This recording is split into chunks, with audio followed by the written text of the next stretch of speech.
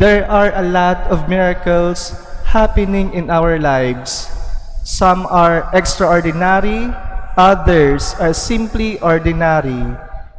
In today's gospel reading, Jesus tells us that God performs miracles in every moment of our lives, na ang Diyos ay patuloy na gumagawa ng himala, gumagawa ng milagro sa bawat sandali ng ating buhay.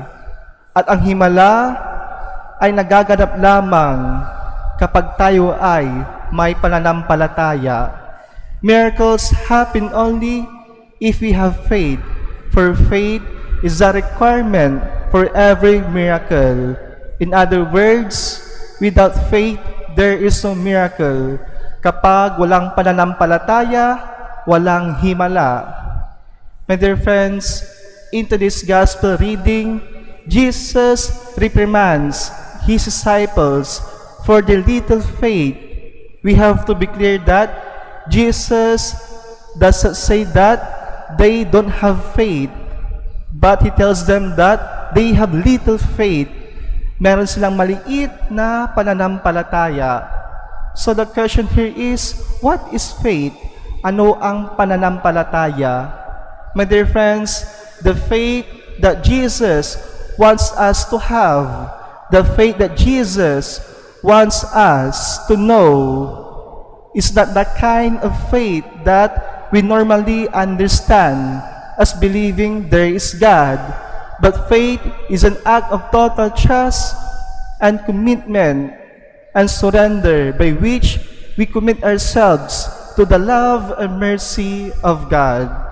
At ang pananampalataya ay isang katapatan at pagtitiwala sa Diyos, isang katatagan sa gitna ng araw-araw na pagsubok at problema. My dear friends, sa ating buhay, hindi natin may tatanggi na minsan hindi natin makita ang Diyos, na minsan hindi natin maramdaman ang Diyos dahil sa mga pagsubok, pagdurusa, at pagkabigo sa ating buhay.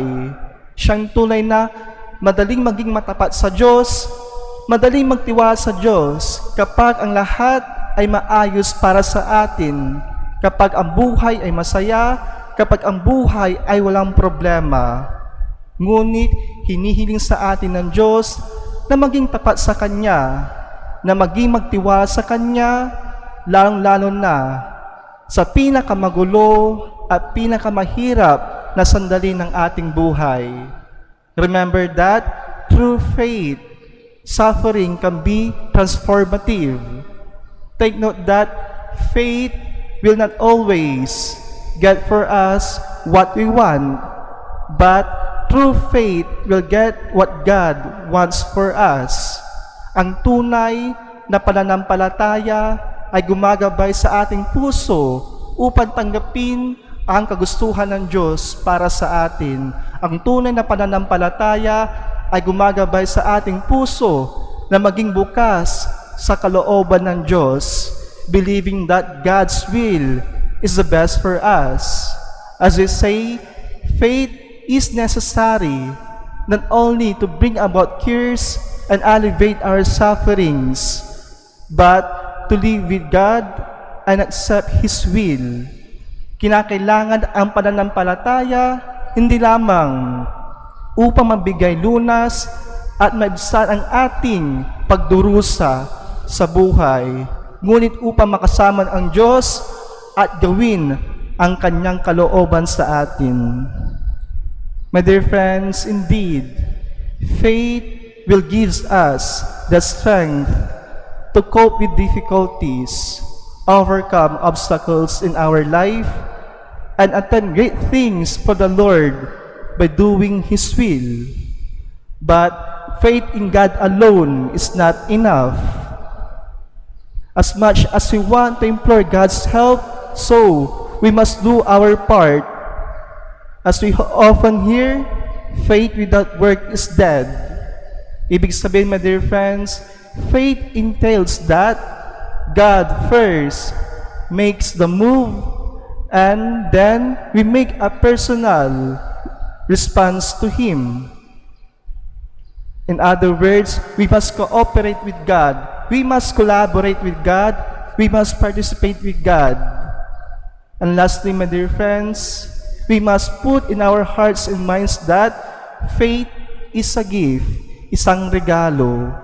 It is a gift from God, and it is so powerful that even if it is as small as a mustard seed, it can do great things. It can move a mountain. It can do an impossible thing.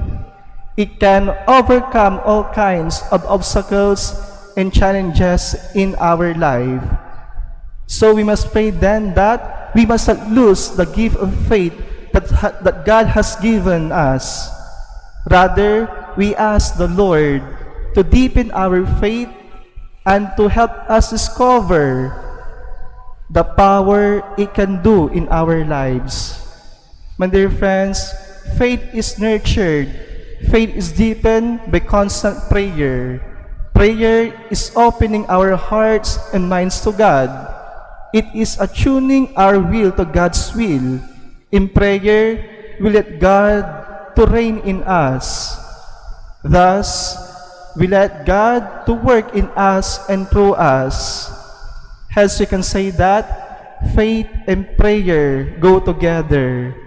Faith and prayer are inseparable. Faith and prayer are necessary to create a miracle in our life.